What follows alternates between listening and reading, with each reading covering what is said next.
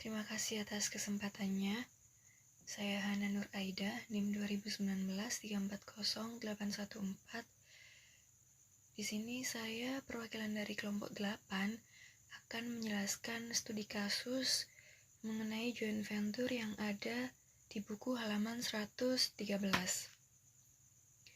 Sebelumnya, joint venture itu sendiri adalah perusahaan patungan atau usaha bisnis yang dilakukan oleh dua atau lebih venturer, di mana perusahaan tersebut itu memiliki perjanjian kontraktual. Dan di dalam kegiatan joint venture ini, itu tidak adanya salah satu pihak yang dapat melakukan kontrol sepihak. Jadi artinya, kegiatan joint venture itu menetapkan pengendalian secara bersama. Jadi misalnya, perusahaan A dan B itu melakukan joint venture. Jadi perusahaan A itu tidak boleh melakukan kontrol sepihak, dan begitu juga dengan perusahaan B. Dia juga tidak boleh melakukan kontrol sepihak. Jadi mereka ini harus menetapkan pengendalian secara bersama. Kemudian, rekan-rekan bisa melihat halaman 113, itu terdapat studi kasus joint venture. Tekno Inc. didirikan setelah 3 perusahaan teknik independen, yaitu 3 perusahaan tersebut adalah Elektro Inc. yang memiliki 30% kepemilikan, Mekan Inc. yang memiliki 40% kepemilikan, dan Civil Inc. yang memiliki 30% kepemilikan, di mana 3 perusahaan tersebut itu memutuskan untuk menggabungkan diri dengan Tekno Inc. Oleh karena itu, Tekno Inc. akan mengakuisisi ketiga perusahaan tersebut. Kemudian bisa dilihat pada halaman 114, itu terdapat informasi laporan keuangan Tekno Inc. dan Mekan Inc. Kenapa Mekan Inc? Karena Mekan Inc. memiliki kepemilikan yang lebih besar di antara Elektro Inc. dan Civil Inc., yaitu 40%. Nah, pada halaman 114 itu terdapat ringkasan laba rugi antara Tekno Inc. dan Mekan Inc. yang berakhir pada 30 Juni 2021. Kemudian, di situ dijelaskan juga terdapat transaksi-transaksi yang dilakukan Mekan Inc. dan Tekno Inc. selama periode Juni tersebut. Di antaranya yaitu Mekan Inc. menjual persediaannya kepada Tekno Inc. sebesar $600.000 selama periode Juni tersebut. Kemudian, pada tanggal 20 Juni 2021, Tekno Inc. memiliki saldo persediaan sebesar $240, di mana persediaan tersebut itu dibeli dari Mekan Inc. Dan keuntungan tersebut akan di-markup sebesar 20% dengan tarif pajak penghasilan sebesar 30%. Kemudian, Tekno Inc. membayar biaya administrasi sebesar $120 kepada Mekan Inc. selama periode berjalan. Nah, dari kegiatan joint venture yang dilakukan ini, terdapat masalah-masalah yang harus dipecahkan. Yang pertama, apakah Tekno Inc. itu merupakan asosiasi ataukah joint venture untuk tujuan pelaporan keuangannya? Kemudian yang kedua, metode mana yang sesuai untuk hasil konsolidasi? Dan yang ketiga, bagaimana transaksi-transaksi yang dilakukan perusahaan tersebut itu dicatat dan disajikan untuk tujuan pelaporan keuangan dalam laporan laba rugi konsolidasian. Nah, selanjutnya, dari masalah-masalah 1, 2, dan 3 tersebut itu dapat diselesaikan. Yang pertama, kita harus mengetahui Tekno Inc. itu asosiasi ataukah joint venture. Oke, pada penjelasan sebelumnya itu tidak dijelaskan bahwa tidak ada perjanjian kontrak antara Tekno dan perusahaan tersebut, yaitu Mekan Inc. Sehingga investasi ini dianggap sebagai asosiasi. Asosiasi itu maksudnya berarti investor atau Teknoink itu memiliki pengaruh yang signifikan terhadap investi. Kemudian untuk yang kedua, yaitu metode mana yang sesuai untuk hasil konsolidasi.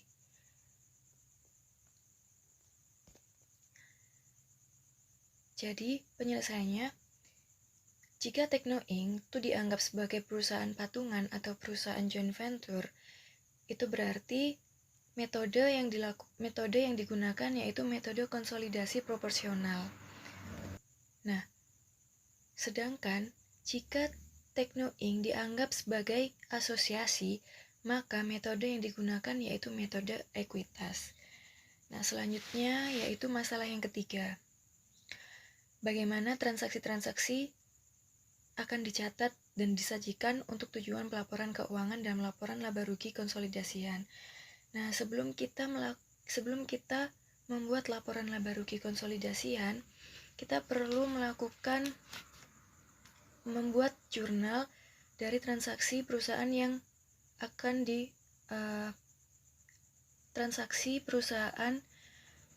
dikonsolidasi, yaitu pada halaman 115 terdapat keterangan itu di bawah sendiri. Metode konsolidasi proporsional itu diaplikasikan dengan menambahkan 40% item-item laba rugi Teknoink kepada Mekanik. Kemudian yang kedua, transaksi antara perusahaan yang dapat dibuat jurnal konsolidasi meliputi.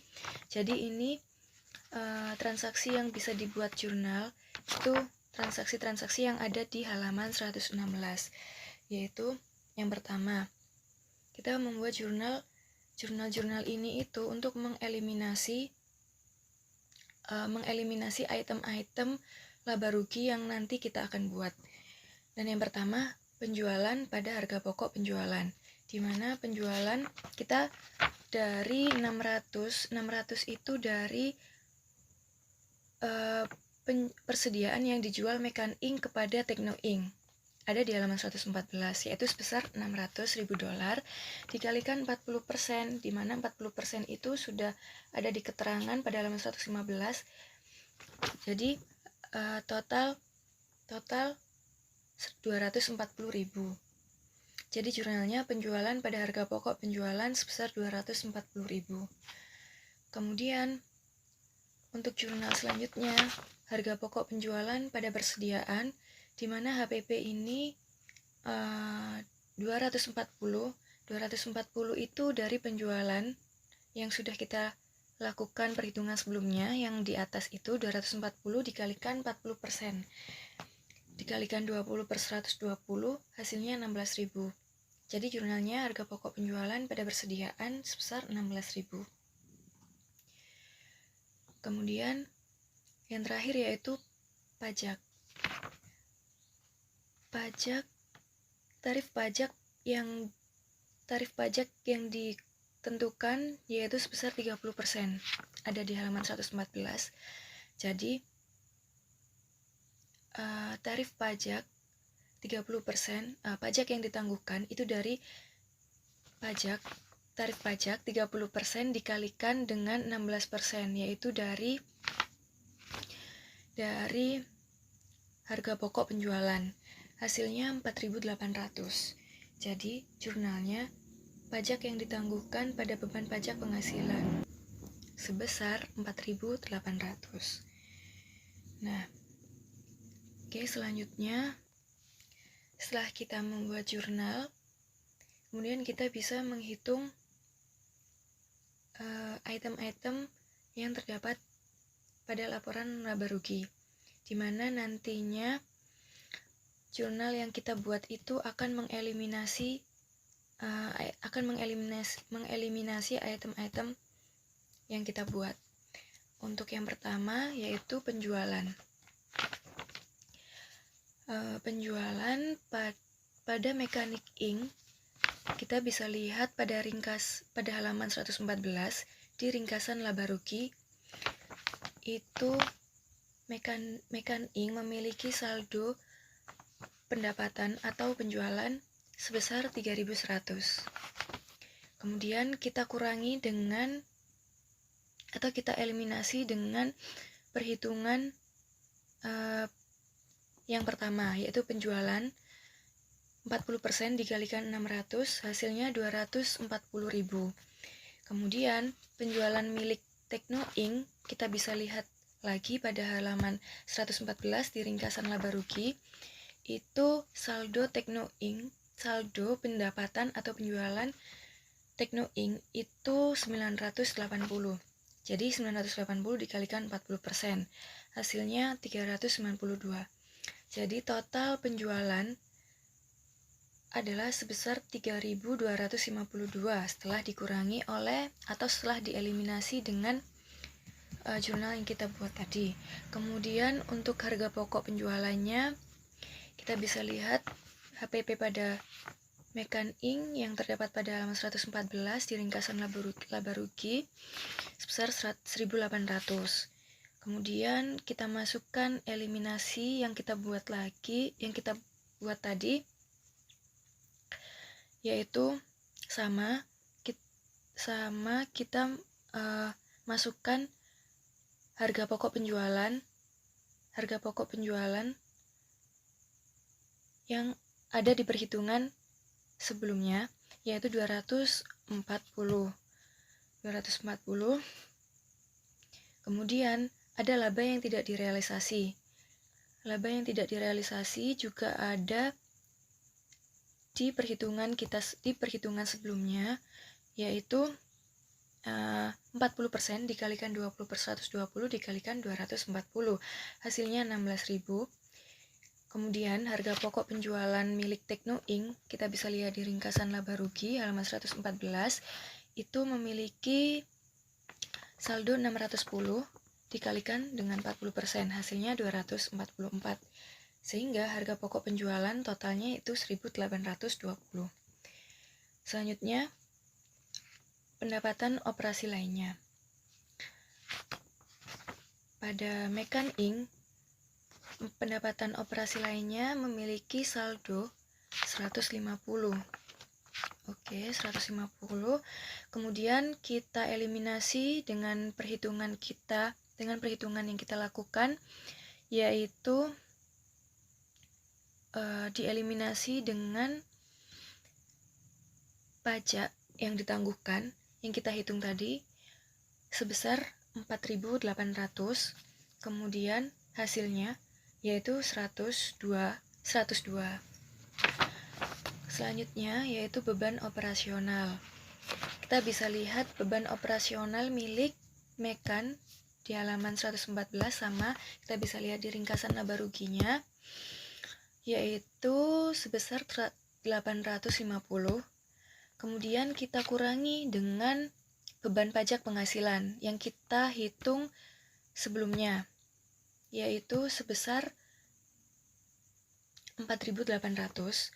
Kemudian beban operasional milik Tekno Inc. sebesar 170, yaitu 170 kemudian dikalikan dengan 40%, hasilnya 68.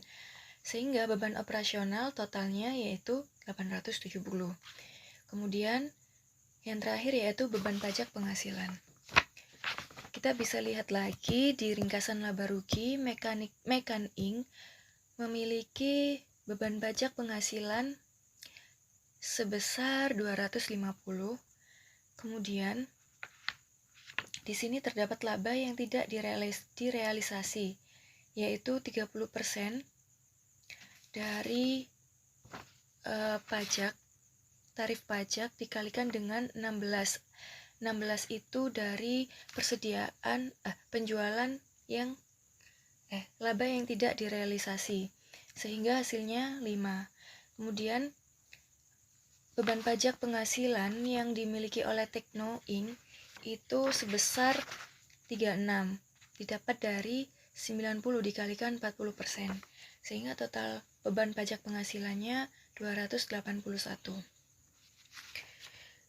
Nah, setelah kita menghitung item-item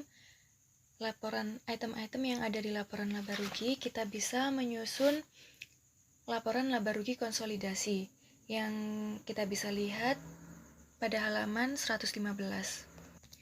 di mana kita bisa memasukkan pendapatan yang sudah kita hitung di halaman 116 tadi, tinggal dimasukkan saja. Hasilnya yaitu 3.252, kemudian dikurangi dengan harga pokok penjualan yaitu sebesar 1.820, sehingga pendapatan dikurangi HPP akan ketemu laba kotor sebesar 1.432. Kemudian kita masukkan pendapatan operasi lainnya. Pendapatan operasi lainnya tadi hasilnya 102. Kemudian dikurangi biaya operasional 870, sehingga ditemukan laba sebelum pajak sebesar 664.